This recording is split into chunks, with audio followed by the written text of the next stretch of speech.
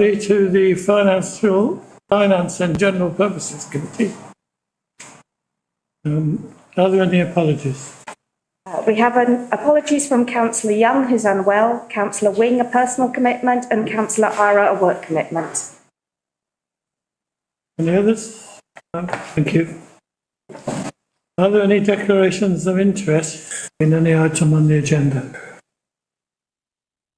Only in the climate, Chair. No, thank you.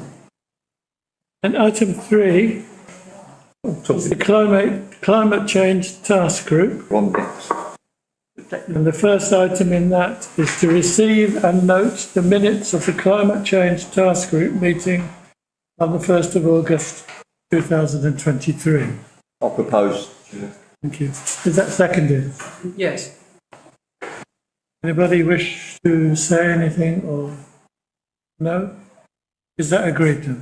Agreed, Chair. It's agreed.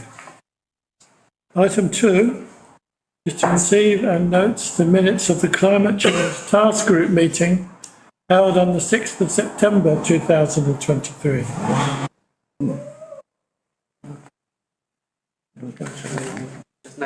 That's proposed. We note. Seconded. All those agree in agreement? Agreed, Chair. Thank you.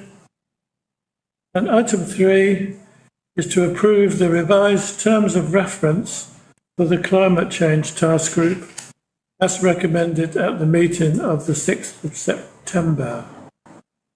I propose that. That's Rustin. Did you want to say anything? I think it's fairly self-evident in what has been highlighted in the previous version that we don't just want to keep an eye on things and deal with matters like Radford House and so on, important though those are, but we want to run projects and engage the community more and to engage businesses as well as much as we can. So that was the thinking, I think, behind the inaugural meeting, and that's why we suggested some minor changes to the terms of reference. Can I make a comment, yeah, if I may? I would like to congratulate Councillor Austin for the work that she's done since she's taken this on, and the way things are moving, and quite confident that we'll get a very good result out of the meeting. Thank you, Chair. Yeah. So would I. Yeah. Thank you very much. But better than that lazy bugger who had it before. Can I propose approval? Second, Chair. All those in favour? Any against? No. Thank you. Item 4 then on the agenda is committee membership. To receive a written report from the town clerk and consider options detailed therein regarding committee membership in the future. Town clerk. Thank you, Chair. This is a matter where there isn't a right or wrong answer. The council can tailor their committees to their requirements. Legally, there can be a minimum of 3 people on a committee, no less than that. So at the moment, all members are on all committees. And earlier in the year, you resolved for me to come back in 6 months with a proposal for how that number could be reduced. I'm running ahead of schedule. It may be that members actually wish to defer this matter to November's meeting and continue to trial the current scheme for a bit longer. But it is common practice for council committees to be a smaller group of people, because I think it's then more conducive to brainstorming, whereas when there's potentially 16 people present, the chair needs to really manage the conversation in terms of standing orders, whereas it can be slightly more informal when it's a smaller number of people.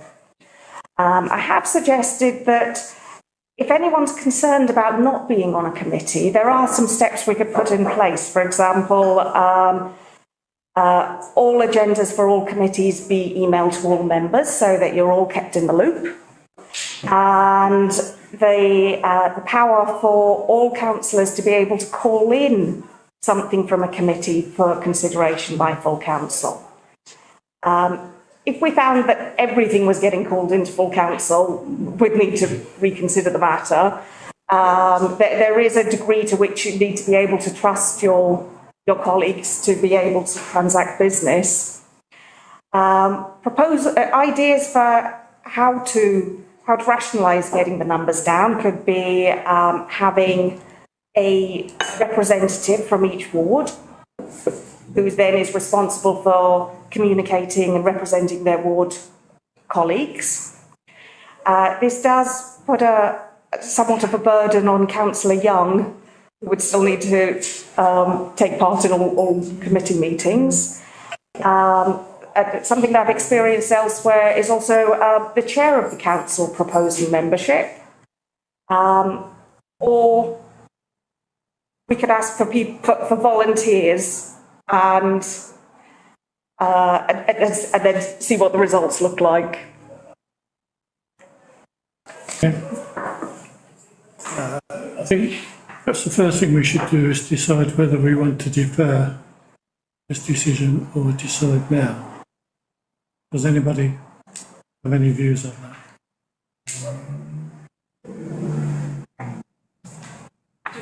Councillor Hetherington. I'd like to defer it. My question is, for what reason? I don't mind deferring it, don't get me wrong, but why are we deferring it? We would like to think about this a bit more. Not just discuss it though. I don't mind, I'm just asking in that case. I'm quite happy to discuss We it. can still discuss it. Yeah. Okay. Councillor Alban. Yeah, thank you, Chair. Personally, I think, you know, we're here, let's discuss it. I think that, and I think we should go forward with it. My personal view would be to ask for, I certainly as Chair don't want to pick anybody for anything because I'll get hit one way or the other and I ain't going to do that. So my own view is to ask members to forward to the town clerk what committees that they would like to be on, so that then we can get a graph of that and then appoint necessary for the Councillor Austin. Probably have just taken that. I was going to offer, in the absence of my ward colleagues, but I'm sure there would be an agreement that if Councillor Young wanted to form a four with us, we'd be happy to make sure she was kept informed, because it's not fair for her to have to try and get to absolute. I have experience in a previous council I was on, something along the lines that Councillor Alban is suggesting. In that council, we were asked to give our priorities, 1, 2, 3. And then I think it was the chair and the town clerk decided, you know, tried to meet everybody's first preference and went from there. I'll propose that, Chair, actually. Might I ask a question? First. The thing that strikes me about this is that planning is very different from the other committees, isn't it? Because planning at any stage, any of us might wish to call something in, and we might want our ward colleagues there if it was something very important for our ward, whereas with the others, it's much more a matter of personal interest and preference, isn't it? So I don't know whether there's a distinction we could make between the way we deal with those. I'm not sure. I haven't really thought it through, but it just struck me that there's a bit of a gap there. Anybody else have any? Please, Chair. if I may. Oh, sorry, you carry on. I just, you know, the people first. Councillor. Like that. We've always been asked for our preferences, what we want to go on. So chair of council could make the decision, or the town clerk or whatever. Councillor Driver. Yes, I much find it very hard, because I'm on actually quite a lot of these, and at a TDC and here as well. And I find it hard to go through all of them that as I want to, so I would welcome it being a bit less. And I also think that that's a good idea. Picking up on Councillor Austin's concern, Laura, as suggested in 3C, committee chairs will voting members and representation on an agenda, which I think, if we are concerned, we can, Anybody else? Yes. Can we just go through the committees? There's planning, there's this one, there's town promotion. That's it. Isn't it? That's it. Councillor Alban. Yeah, thank you, Chair. Yes, I was going to say, as at TDC planning, any councillor can come. So if there's an application in the ward and they're not part of the committee, that they can come and speak on it, not vote on it, but speak on it. yeah, give representation. Sad sack that I am, this is my social life, I quite like coming to all of them. So, and I'd like to go to all of them. I realise I'm not in the majority here, don't get me wrong, and most of we've got a bit of work-life balance, but I do quite like being in the thick of it all. Councillor Edrington. You know, I was going to say a very similar thing. I like to attend the ones that I can fit around my work. So, and that's quite random sometimes because of my work's a bit, you know, it's as regular as other people. So I try and get here if I can. Councillor Hudson wanted to speak. Councillor Hudson. That's right, I was just going to move to a proposal of accepting what Law has suggested, we agree to reduce committee membership, take on board the option to volunteer and email town camp clerk our options in 1, 2, 3, 4 and accept the point 3 of A, B and C.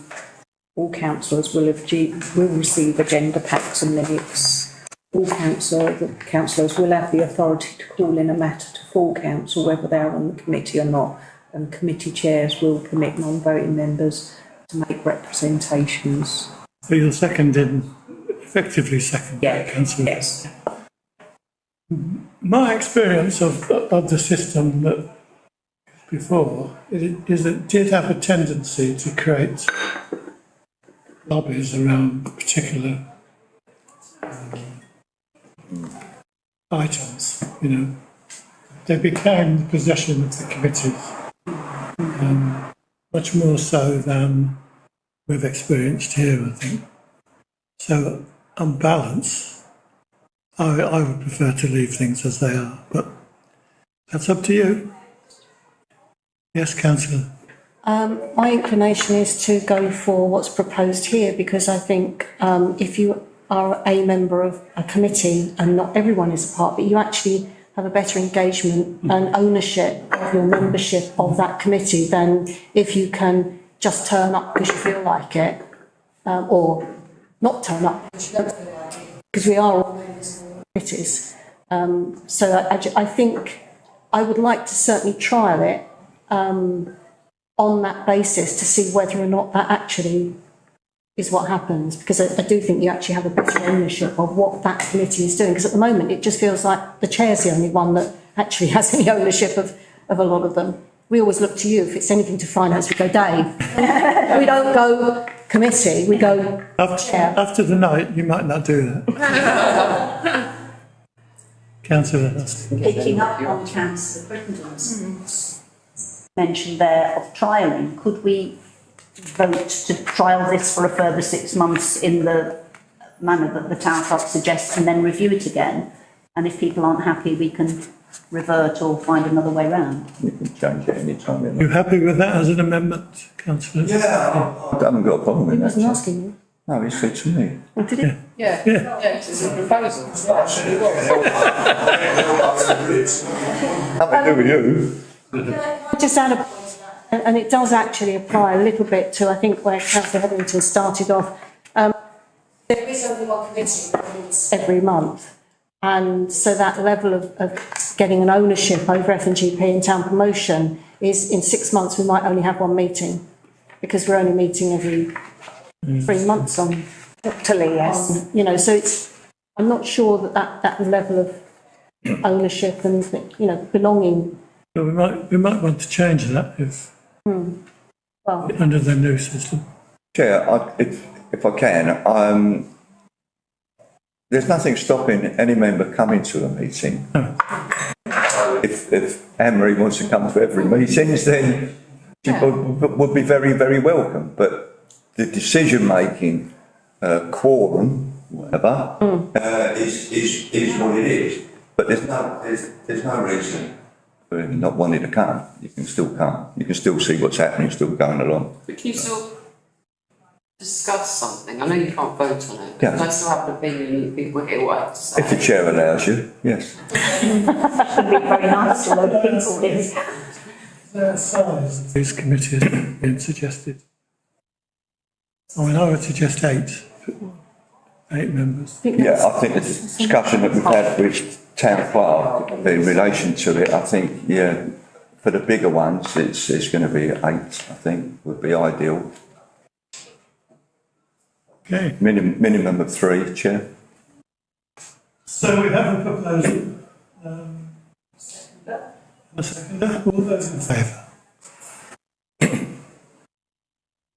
Against? It's carried. Abstentions? Abstentions. I just wondered what she was doing. Yes. Just, Councillor Austin. might I ask, if we are putting out our preferences in, I would like to be able to talk to my ward colleagues and Councillor Wings away until the 23rd, so it might take us a little while to work out that out, so apologies for any delay. Isn't it? The other half of the ward. Sorry? Actually, that means I don't have to go to F&G. Excellent. Chair?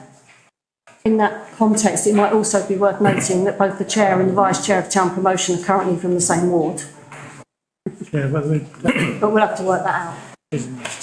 Yeah, but we're not saying. Yeah, you're not doing town promotion, actually. right, item 5. The accounts. Receive and consider and note financial comparison expenditure to 31st of August. And take them all together.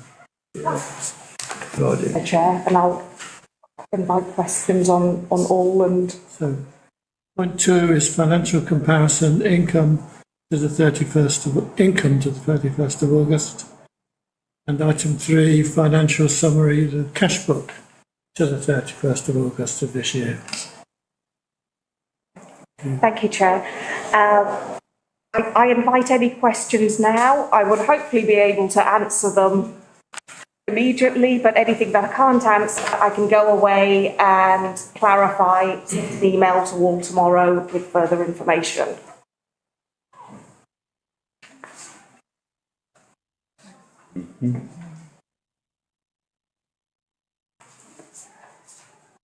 Any queries? Have none, Chair, thank you.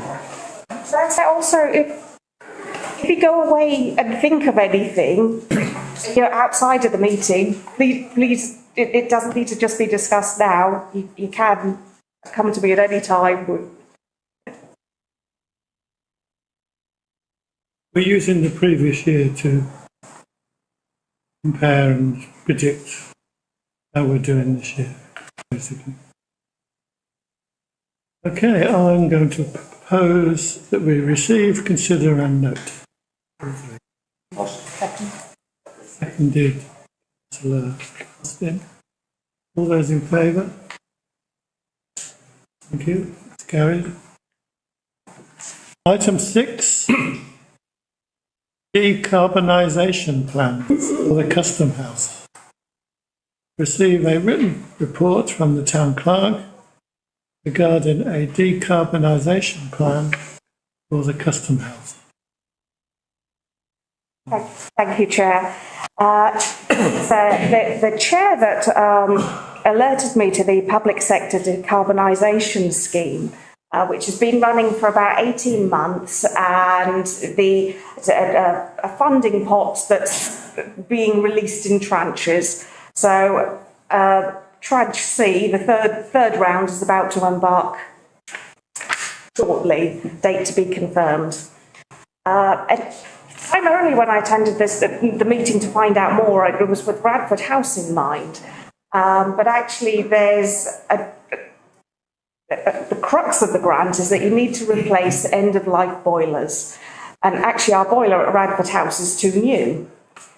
But our boiler here is over 10 years old. The scheme primarily needs to address replacing your gas boiler with something else. But then you can add in other things, energy saving measures, for example, things that will reduce heat loss, like secondary glazing. But the secondary glazing can't be the project. The project is the replacement of the boiler.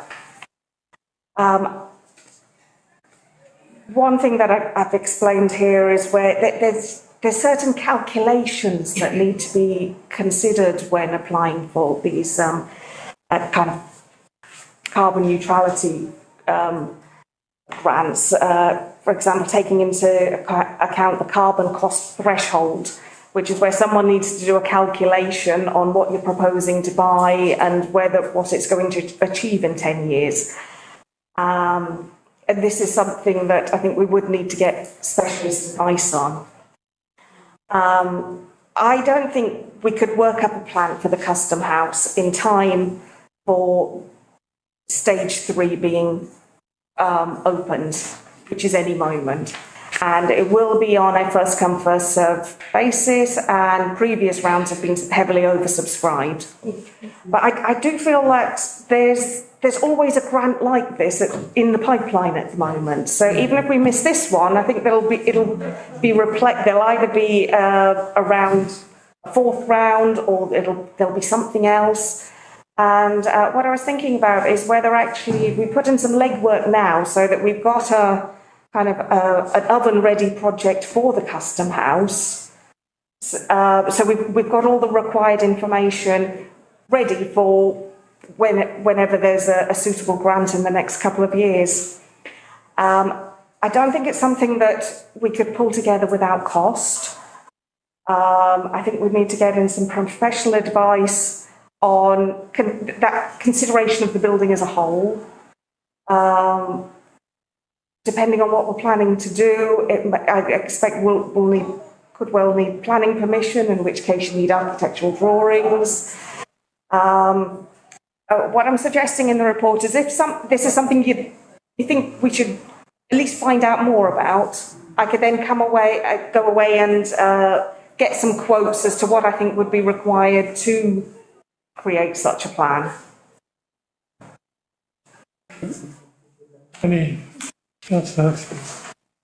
Thanks, Laura.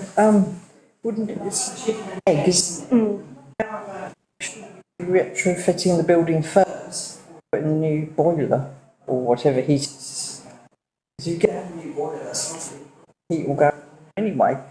So, and it has the freeholder got responsibility. Any aspect of retrofitting the building here? No, they haven't. If our lease was going to expire, say, within 5 years' time, and we were putting together something which was a benefit to the building for 10 to 15 years, we might be able to approach the landlord to say, actually, this building's coming back into your hands in 5 years' time. It's in your interest to contribute. With regard to that kind of retrofitting, this is where I think we should actually, instead of, I think there's an opportunity to tie everything together so that you'll go for a grant for everything. It's just this particular grant is led by the board. Yeah. Yeah. Councillor Austin. I just wanted to ask, picking up on that about the lease, I'm assuming that we are eligible to apply even though we're tenants. I have contacted the landlord's representative to say, would the landlord be receptive to such improvements being made?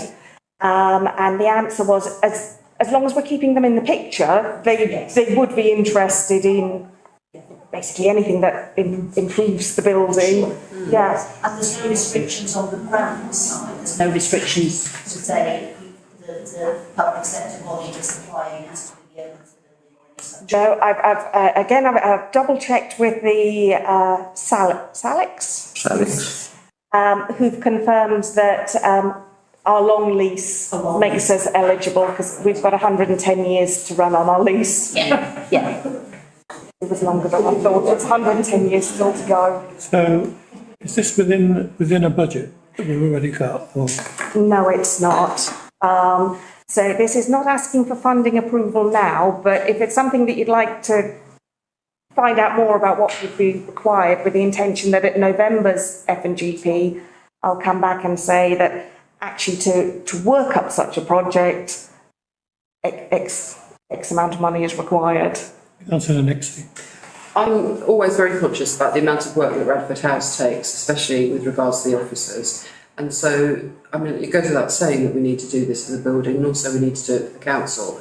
I'd like us to bear in mind the timeline for this, though, to make sure that the work is doable for the officers in question, because I don't want it to sort of like, oh, let's get it for the next F&GP when other things are going on, and, you know, sort of like we're chomping at the bit to get back when actually other things might get in the way. I think we need to be realistic about how much we can get done, but aim to do it, that goes without saying. So if we're missing this particular tranche of funding, well, then we miss it. And yes, of course, let's get the ball rolling, but should we not tie ourselves to a date in particular, just as we are extremely busy, coming up to quite a crucial time with Radford House? That's my only suggestion, if you don't mind. You want to comment on that? Yeah, I was thinking about November's meeting because that's when budget setting is going to take place for the next financial year.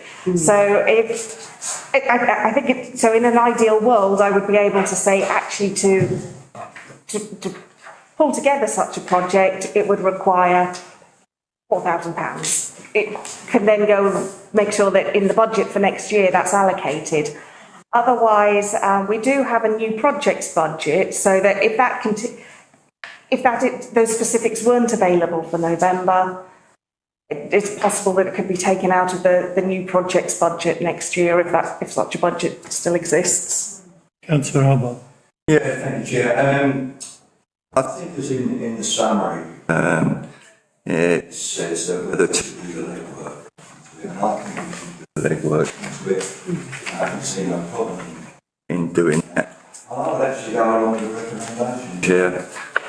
Committee is asked to consider if this is a project to be worked up now, which I do, so that the information is available when funding grants precept.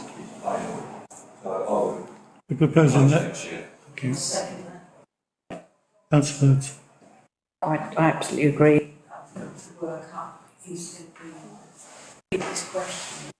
Because it's not a case.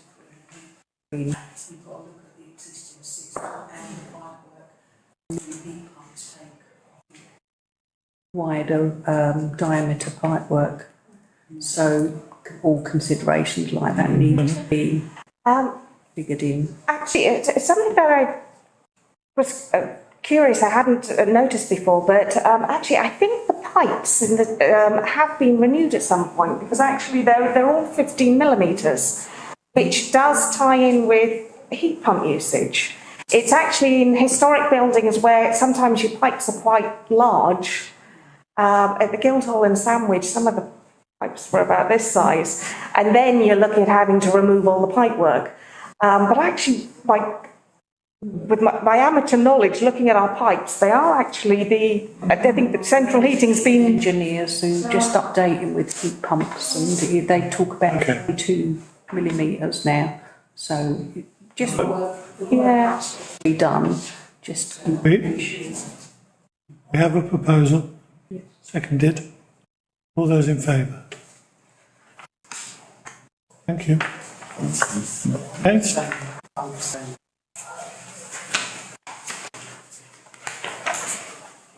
Item 7.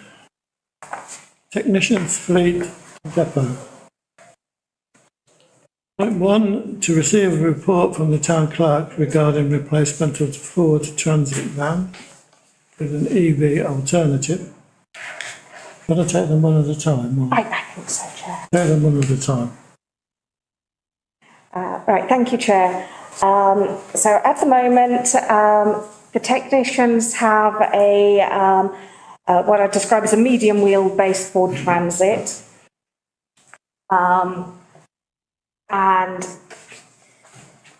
the council has previously resolved to embark on replacing this with an electric vehicle. Our larger diesel tipper, open back tipper, are kind of our workhorse vehicle.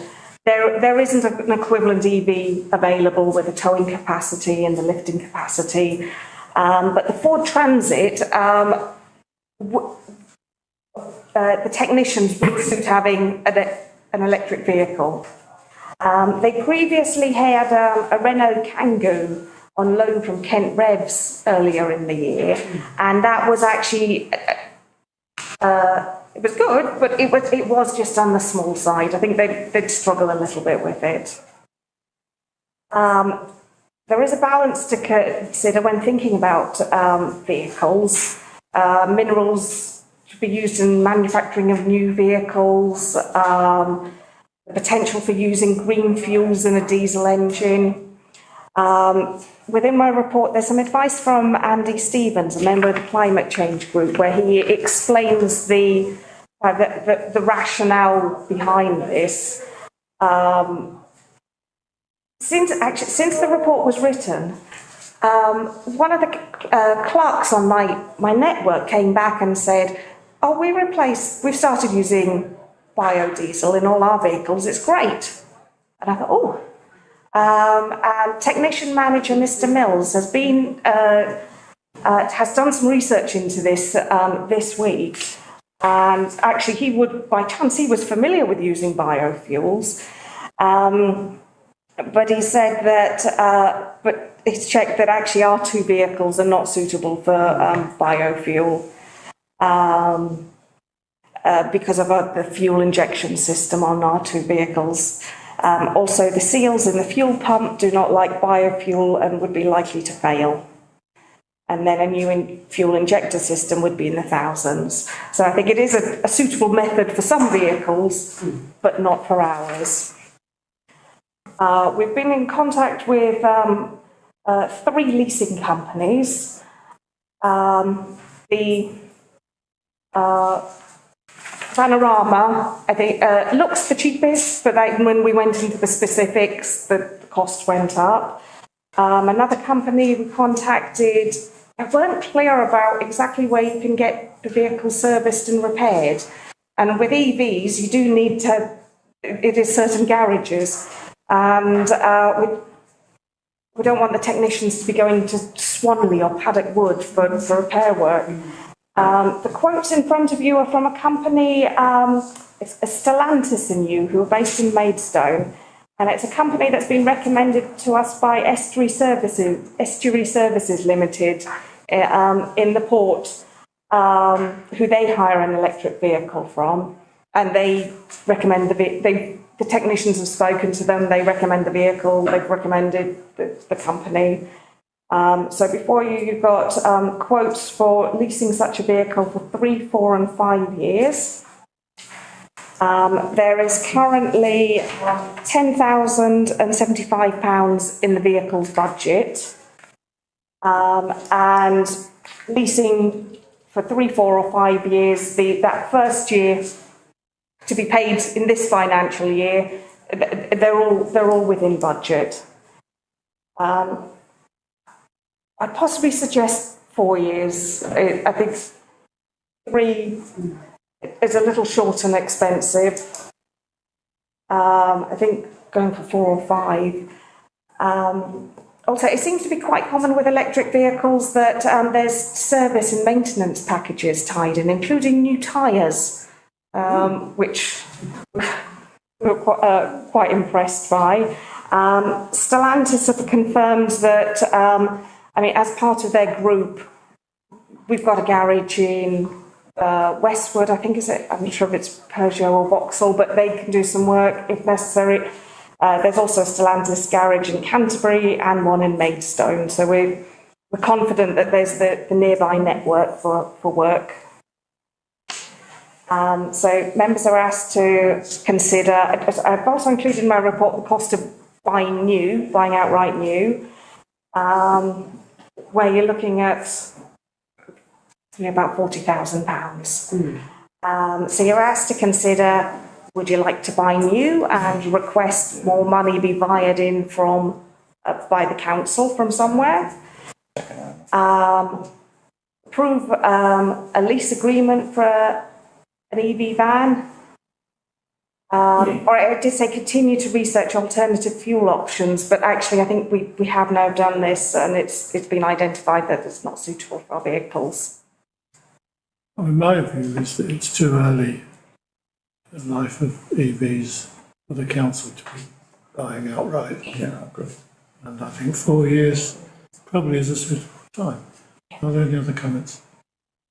Yeah, if I may, I totally agree. I think the price range is too high for us at the moment. I would never buy a second-hand electric vehicle.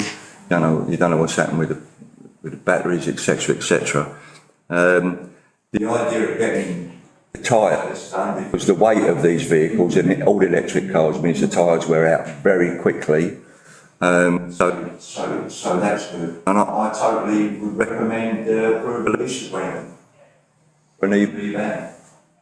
So, And I would go along with Chair's view of 4 years. that's a proposal. That's proposal for me, Chair. Yeah. Second that, Chair. EV. And he leased it. Did all the research on it. It's cheaper than buying it. Alternative fuels, there aren't any at the moment. It's not viable. Any other comments? No? Can't hide them, because I was totally unaware of what Steve just said. It was a lot heavier on tyres. Yeah, then much. Yeah. I was going to the car parks. Yeah. All those in favour? Thank you. That's carried. Item 7.2, receive a report from the town clerk regarding disposal of the 2 milk flats. Popular. Thank you, Chair. I just propose yes, and then we can I recommend that we drive them into the port and over into the sea, so they can be used for Diving. Diving. We can make them a diving attraction. and a new coral reef. So again, thinking about the technicians' requirements, the milk floats are not required. Be aware that the technicians are not keen on the offset and did not recommend they be purchased. We looked into various sales options, and unfortunately the amount that was paid for them, we're not going to be able to achieve. If we want to try and sell privately, for example by eBay, be aware that at the moment they're not running. We think that there could be a charging problem on one of them. Basically, it's just that the batteries are dead, but we can't get them to the battery charger. So I think we would need actually, whereas we did have somebody within the staffing team who was kind of in charge of them and knew what was happening. I think we would have to pay to get someone out to get them running.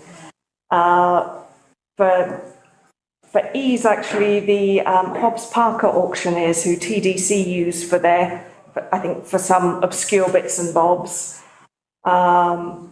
it's somewhat the easiest option because they will just take them as is, and project expecting between £3,000 and £5,000 each. They said I would advise against a reserve as this creates interest, but if you decide to put a reserve on, then in my opinion, no more than 2,000.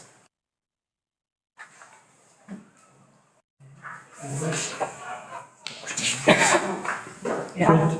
Sorry, Chair, actually I should have thought of something else. I do say in my report that actually we have been in contact with the original seller, and they have said, oh, I'm sure we can do something. but haven't come back to us with any options or suggestions. Councillor So, Nixon. if that's okay, cheers, thank you. So, our options are, we sell them for a highly reduced rate, or just something else. All I'm suggesting, or for us to discuss, obviously, I don't mind if this doesn't happen, but let's not rule it out, is if we're getting so little for them, and bear in mind they are no longer our necessary fleet where we have to use them for this and the other, and we still have capability of storage and so on and so forth. And they would serve a purpose at times like the Ramsgate Carnival or whatever it is that we might need a slower float or, you know, litter king along the front when something happens. And we'd use up that amount of money that we'd have got on other things. Is it not worth just keeping them for that, or one of them, maybe not both of them, or are we just wanting a shot of them? Because I'm just thinking, they are still usable, but they don't need to be our necessary fleet. Go on. One thing that this does tie in with is we want to clear space at Radford House. Yeah. We don't want to keep them there. Yeah. And I think if we move them onto the allotment site, we're then moving them away from where they can be charged. Right. Because that's what I was thinking. It was the storage, of course. I was thinking, don't get me wrong, I want that at Radford House as well. Having tried using that, I wouldn't want to ask anybody to drive around town with them. Right, that's fine. Then they go, don't they? Councillor Austin. I was going to suggest that perhaps we have further discussions with the Ramsgate Carnival people, because if they are willing to drive one and they feel it's safe and they feel it's appropriate and they've got storage, we might perhaps make them a present of it or accept a token sum for it and sell the other, because we're not going to lose a great deal by that, and it would be a supportive gesture to the Ramsgate Carnival, who do a great job and work very hard. Especially as the money's going down. That's suggested to the town clerk, is if we can't get two careful, then we offer one of them to the carnival. Councillor Albert. Yeah, thank you, Chair. I you know, straight business. Take both of them to auction. Don't put a reserve on. See what happens at auction, and then by all means, if they have to come back, then you can give them to whoever want them, and that's for me is the way forward, because we could use the money, whatever that money comes in, we could use that on whatever things we have. We could give that extra money to the carnival if that's what they wanted, but you know. We give them the vehicle, we just want to get rid of the vehicle, we're not trying to get rid of money. No, I'm just saying, you know, so for me, that's the way forward for me. Well, I was actually agreeing Simple, with straightforward. Councillor Austin, whose name I momentarily forgot there. Very much, if the estimate on it is between 3 and 5, and, you know, we've suggested 5, but they haven't come back on that, then, you know, we already support the carnival, and this seems like a way forward, in a way that is supporting something we already support and want to support. And whether or not we would ask for a token figure, somewhere around the reserve that's suggested here, or something else, then that's the line I would be going down. Councillor Albert. Yeah, Chair, I would suggest we still go to auction, and if the carnival want to bid for the milk floats, they can go along to the auction and they can bid £10, and it'll probably be the only, and that'll probably be the price it'll sell for. So that's what I'm thinking. Otherwise, we're messing about and we'll end up getting nothing done. Why don't we make it wider and sort of offer it to people who might need them, generally, you know, to charities or whatever, who might just actually want them, because to go into auction, which I have done in the past, you might end up by paying them when they sell for like small amounts, because they then charge you a minimum fee, and minus 90 quid or whatever. So the auction house would charge a collection fee of £250 per vehicle, and I think it must be to be expected that if they didn't sell, we won't be charged the same to bring them back again. And then, but actually the fee, if sold at auction, would be 10% plus VAT, but we can claim the VAT back. So they'd have to have a reserve price of at least £500, wouldn't they, just so that we can get So we can actually cover our costs. Yes. Do we have a proposal? Could I propose that we take them to auction, but with a reserve of 2k? 2,000. Yeah. And if they don't sell, we think again, including offer them to set fire Carnival to or other charities. Might I actually, yes, Chair, 1,000 as the reserve, as a stopgap, you know, it's like a backstop. Yeah, I'm happy with that. So that's the proposal. Yeah. Seconded. Just before we do that, I mean, sorry, is there any merit in asking the Ramsgate Carnival first, just so that we might rule out the whole thing? Or even, I don't even know, I mean, they'd work up at Newington, wouldn't they? Because that's relatively flat, Newington Community Centre or something. Is it not worth just saying to them, look, it's going to cost you £1,000, you know, if you want it, if you don't want it, they're going to auction. And then we wouldn't even have to do the auction thing, just as a phone call, isn't it? Could be, it could be, but I suspect they would want us to store it for them. Right. That's the difficulty.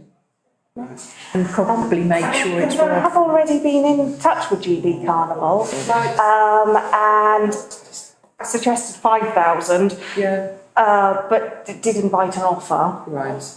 But we haven't had an offer yet. Right, so scrap that, sorry, thank you. Right, go to auction then. Can I just say, I was going to support Councillor Nix's view, because it might be that they saw 5,000 and thought they need to offer 4. If we've said, or not, you know, normally it's nearest offer, but, you know, do they know actually that now we have other information that actually 5,000 isn't necessarily the figure? We're not storing it. But I think you're absolutely right, there's got to be a condition that there is no storage. And then if Ramsgate Carnival are not interested, we go to auction. Well, let's vote on that as an amendment. Yeah? Yes. We'll vote on the offering to Carnival first as an amendment. Yes, I propose and So, can I just clarify, would that be at the £1,000 from your original proposal, yeah? All those in favour? Oh, sorry, did you want to? Yeah, sorry, Chair, all I was going to say was you have the first proposal, then should we not vote on the first? Well, I was regarding the second as an amendment. Okay. Are you prepared to take that? What Anne-Marie and I said as an amendment to No, we your proposal? vote on, My proposal. Well, we won't, well, we vote on the amendment, which is to make an offer to the Carnival first. All those in favour? That's carried. Against? Can I just double check that was carried? Can you vote again? I'm sorry. Yes, sorry, Chair. Yes, that's carried. Against? Not, who's there? Then the amended motion, all those in favour? Against? Thank you, that's carried. You just want you to come. Item 8. Yay. Oh no, sorry, 7.3. So close. Oh. To receive and note a report regarding the technician's future depot. So when Radford House is redeveloped, it's not going to be possible for the technicians to be inside the building in the way they are now. The council previously approved for the architect for Radford House to do a feasibility study on what kind of the minimum footprint for the technicians at Radford House would be. Unfortunately, the plan he's come back with is estimated to cost £200 to £250,000, which the council does not have. If the council did want to make this money available, we'd be looking at a loan from the Public Works Board, or to make it available in the 2024-25 precept. Assuming that would like to explore other options that don't cost this money, the technicians are working up a plan that would involve having a porter cabin, and actually they've done quite a lot of work in where there's 2 40-foot storage containers at the moment. They're doing a lot of kind of rationalising and moving things on and getting things that are smaller, and actually they think that those 2 40-foot containers could be replaced with 1 20-foot container, and then there'd be a porter cabin for their office space, coffee space. So this is just something that's being worked up at the moment. There is electricity to the rear of the car park at the moment. There is not water and sewage. So, and then also it is likely, I think we'll need a planning application for this. So it's not just the cost of a porter cabin. There is still various things to be considered. The other idea is to lease a depot at a new location. Unfortunately, in the town centre, there's say shops available, but there isn't actually anything with the suitable, necessary outdoor space. In my report, I've included a link to a depot that's available, which is a brilliant size and shape, and the cost is good, but it's out at Manston. And the only places where we can find things like this in Ramsgate, you're looking at Westwood Cross, Pysons Road, Manston, taking the technicians out of the town centre. I asked the technicians about this, and they said that the risk by not being in the town centre is that it will turn a lot of 5-minute jobs into 45-minute jobs. For example, locking and unlocking the gate is just something that takes 5 minutes to nip down and do. If you're travelling in from Manston or outside of town to do it, it then becomes a much longer job. So members are asked to note the above ideas. This is just letting you know these are things that are being considered at the moment. And unless resolved otherwise, officers will continue to investigate these options. I mean, this really is no decisions to make. It's just to allow you to comment on the way we're thinking. To my mind, it's much better to have them associated with Radford House for the future rather than somewhere else.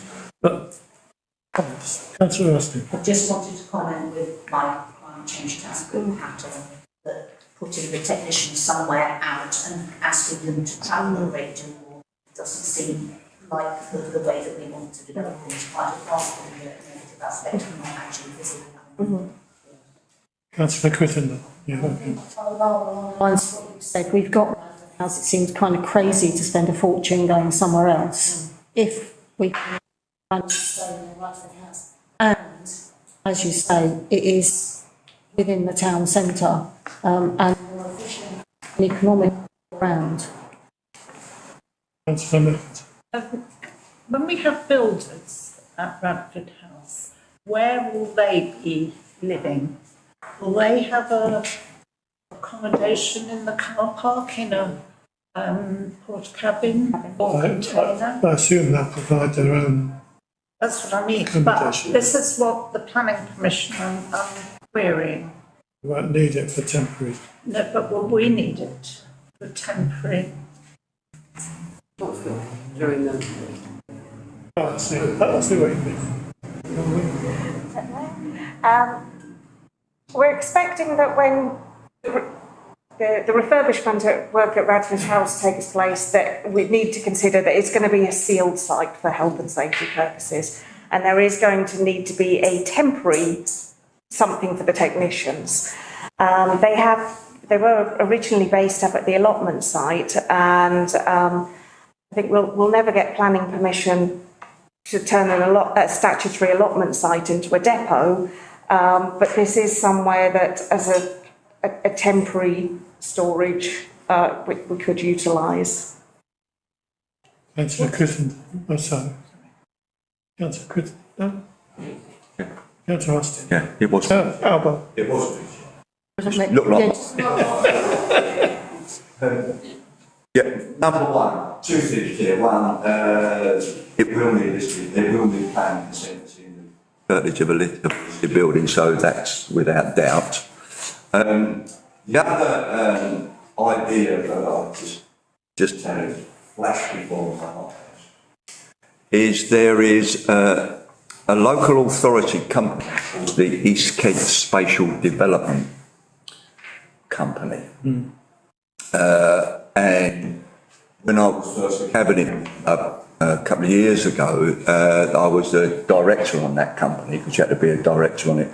And they do a lot of things for councils, etc. So it might well be worth investigating. And I would add that the current director from Thanet District Council is Councillor Everett. So it's worth, he could raise that on behalf of Ramsgate Town Council just as an investigation to see whether they would be happy to provide the money and also etc. etc. So it's just worth a look. That's just all I'm saying, Chair. Thank Always you. worth looking for. Yeah.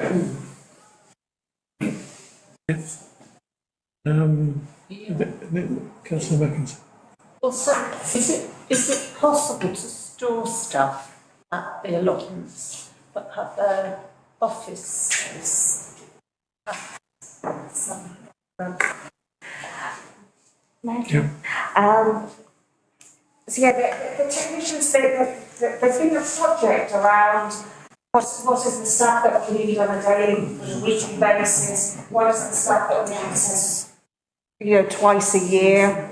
They're already in the process of where there is some storage at the allotment sites, just moving out the things that are required once in a blue moon. But generally speaking, there's not a huge amount along those lines. Right.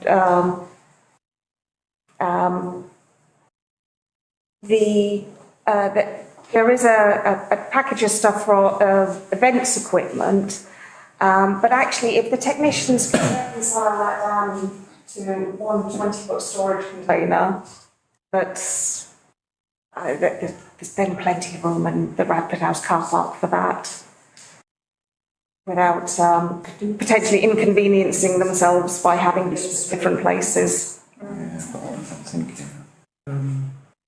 Councillor. Yeah, Chair, just thinking as well, it might be worth putting in for pre-application advice with Thanet District Council.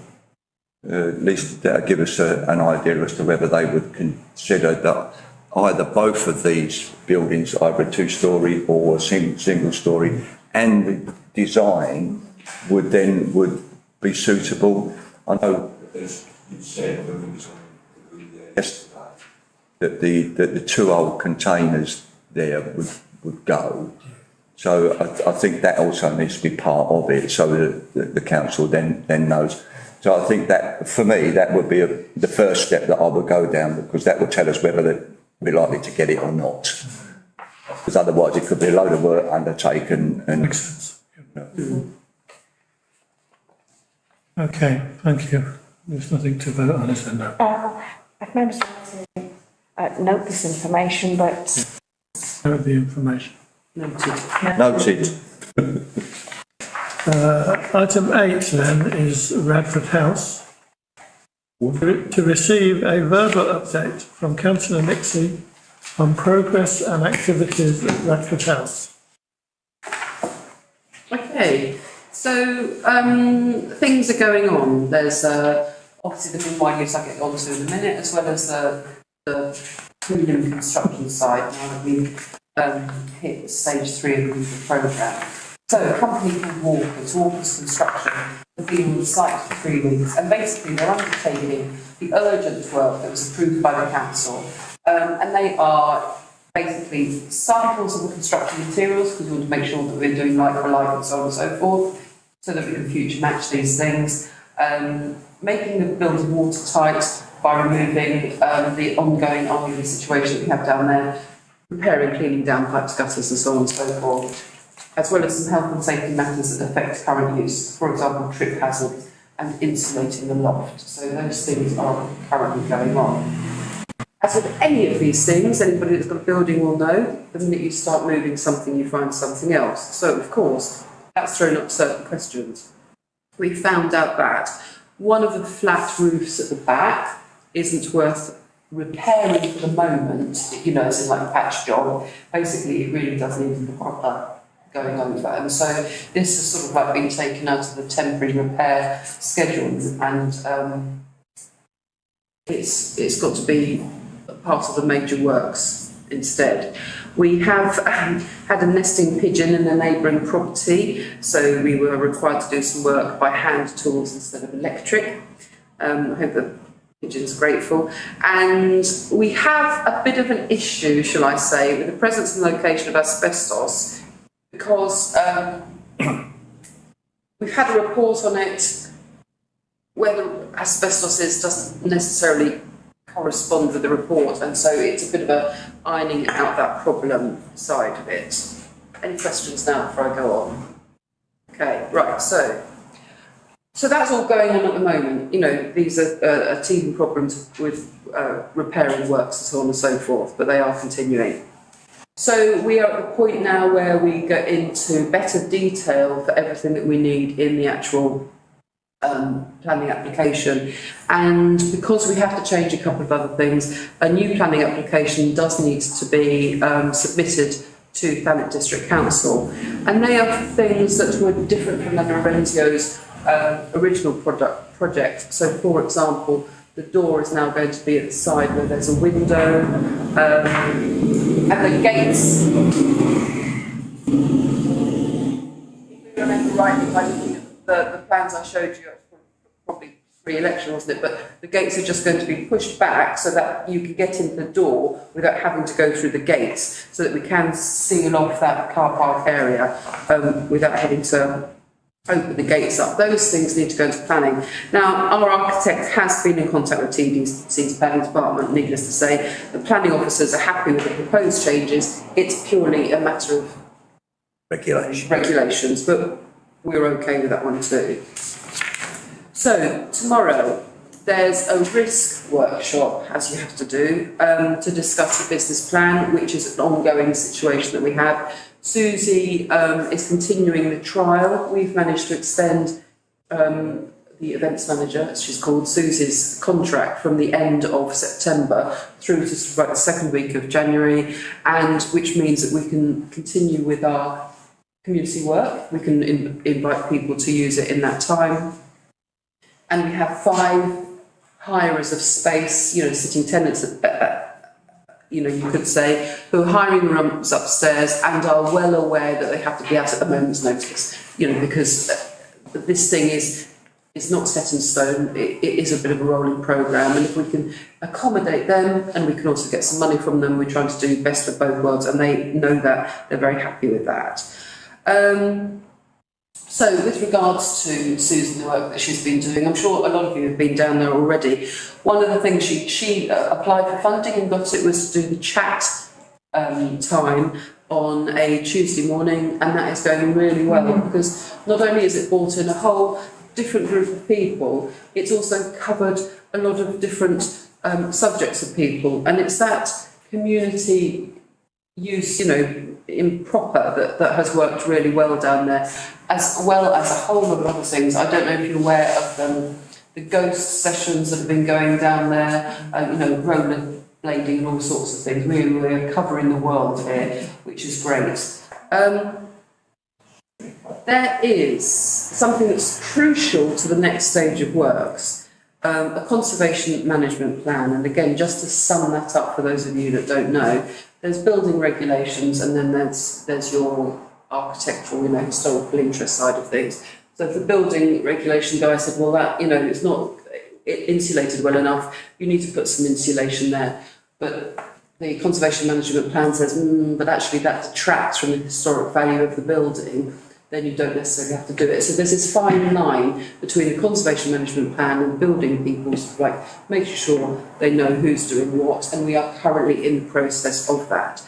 So we hired a conservation management plan person, Diane Harvey-White, who also TDC's used, and she has come up with our report, which we are going through, and we'll be going through it with the business, with the building regulation person. So, we're almost there.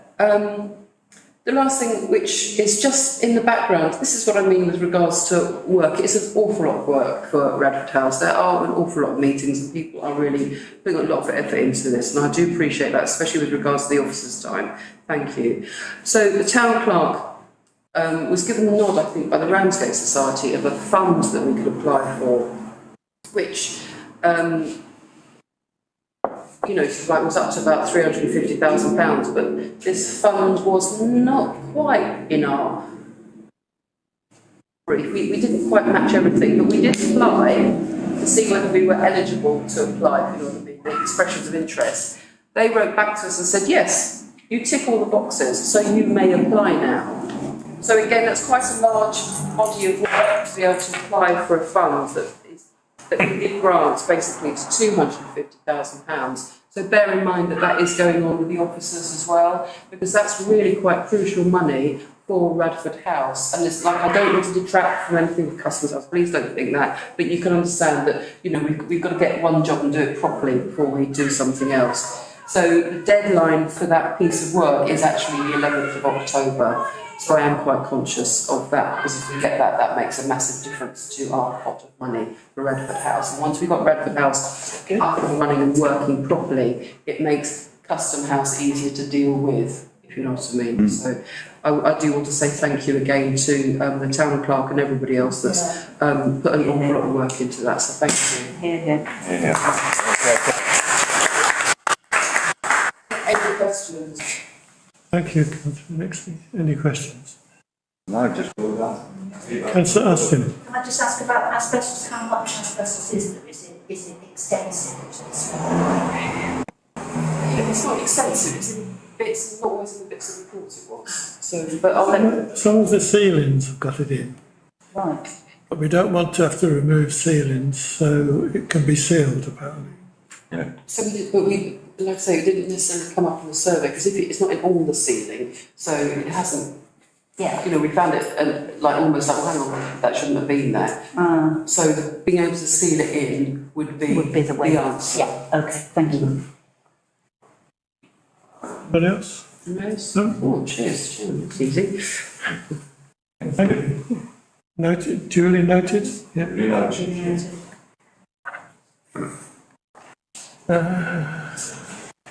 Part 2, to receive a report from PS Tax. What's PS Tax?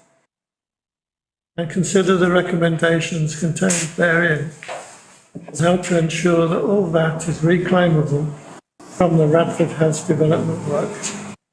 And just the town clerk speaks, I'm just going to interrupt here. This, I have to say, is another huge body of work that the town clerk has undertaken. So Radford House throws up the problem with VAT for us, because it's a case of like, what do we spend out, what do we get back on?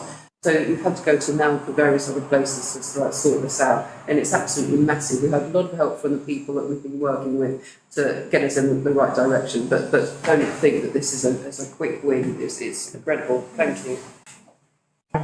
Thank you, Chair. It can be easy to think that town and parish councils can just continue to claim any amount of VAT back freely with no limitations, and there are limitations. It's not quite a free for all VAT. Over the last couple of years, there's 3 councils that have challenged HMRC on what can be considered as a business activity. And it's been going backwards and forwards between the courts and being challenged, and they've been successful. And so there are now more things that we don't need to charge VAT on. But what I've noticed over the last year is it suddenly shone a light on parish and town councils and their VAT activities. And there's now quite a few councils, and one of them locally, who are finding that actually they haven't been operating correctly and have got a historic VAT bill to deal with.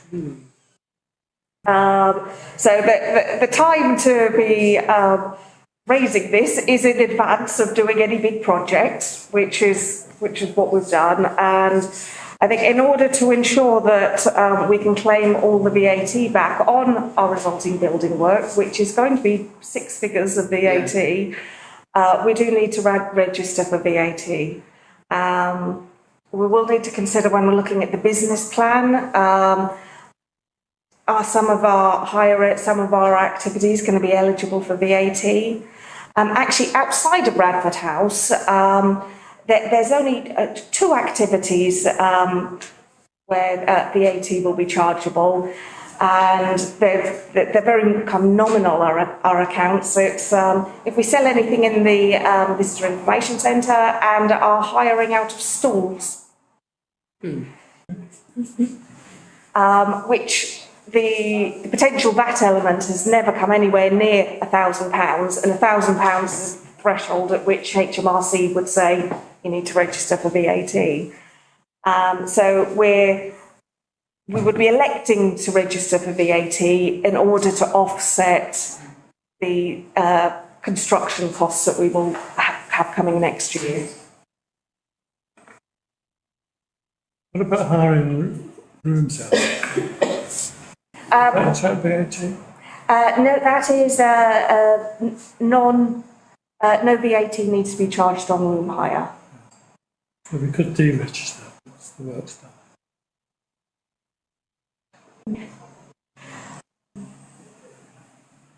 Any questions? Just to clarify, you will have to charge VAT on hiring the stalls. Yes. But for the market there and the market in Cheltenham. And how much is it? 20%. 20%. Okay, so it's £10 to hire, so it would be £12.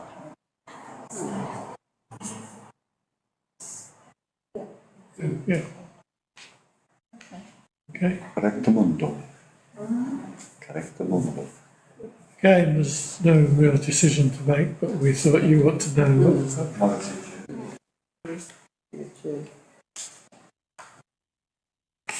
Item 9, 80th anniversary of D-Day. Received a PDF presentation from the Royal Pageant Master, Bruno Peat. I consider if the Town Council wishes Ramsgate to take part as guided. Organisation of this event would involve the PA to the Mayor and the Town Centre and Tourism Manager. If the Council is to take part, planning would need to commence this year to ensure that an appropriate budget is allocated in 2024-2025. Thank you, Chair. So this is something that the PDF that I shared with you has only just come out, but there's obviously a kind of a prescribed activities that towns and parishes are encouraged to take part in. It's not dissimilar to actually the Jubilee and coronation activities. Jubilee and coronation, they both had budgets in the region of £10,000 to £15,000.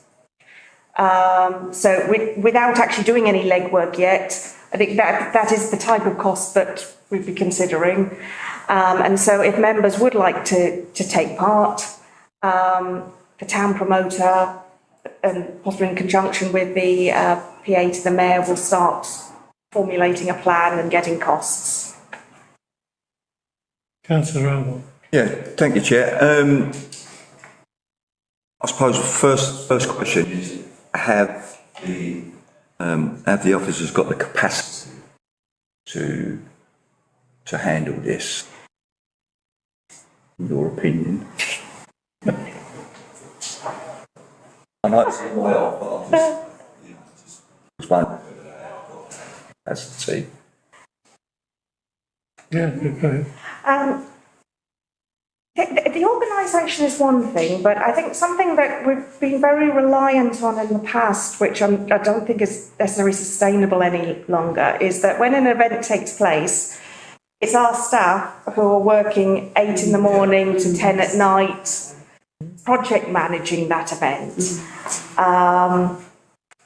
Whereas I do think we possibly need to make more use of paid external people on that day, so that we don't have staff who are working 30 hours over a weekend running around on event activities. If I come back, Chair, I think that we should take part. I think it's very important. I know other councillors don't feel the same way. I think the town would expect us to. Exactly. I think that we should take part and do as much as we can. Thank you, Chair. Councillor No, I totally agree with Councillor Alvin. I think historically, this is an important thing for us to participate in. I like the way it was sort of presented, lots of referral back to sort of difference and stuff like that within this presentation, and I think we could do that too. Lots of different stories. And it was very, when we had the double, it always attracts a lot of people like it. They stand on the cliff tops and stare out to sea, and it like watching the boats coming. Important. If we do it right, we'll get TV coverage. Yeah, and it's part of this town's history. Councillor Nixie.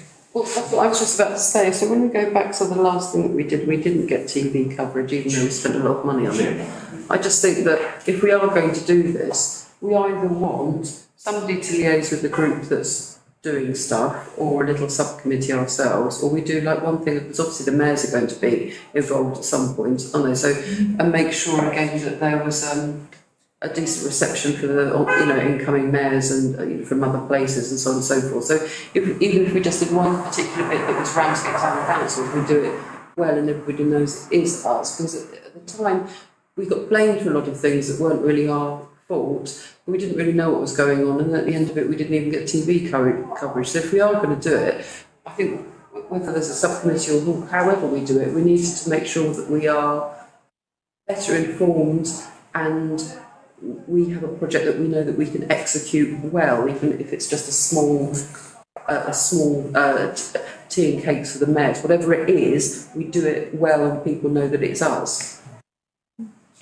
Councillor Alvin. Yeah, if I can come back in there, Chair, I think certainly from the Jubilee, certainly from the Queen's Jubilee, there were a lot of us town councillors coming down to help out today. Yes. And the town promoter did a fantastic job on that day and worked very, very hard. And but I do take the view of what the town clerk says. I think,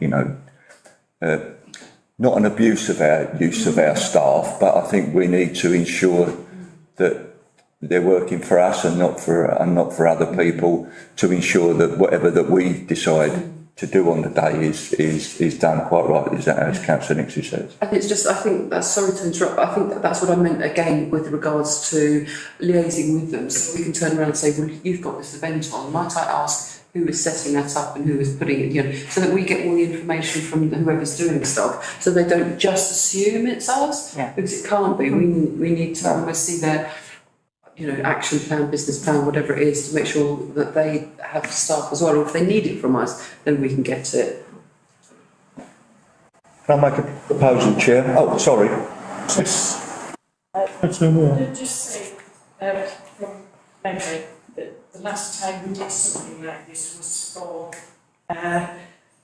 Dunkirk Day, and you've got to be very careful. We had somebody in to do it who said she knew how it went on and she was military, so you thought she would have known. But what happened was the general who started it, his son came to take the salute. Lord Delisle was asked as his official position, and he was asked, and this lady then asked him to stand on the saluting base with this man, and he refused.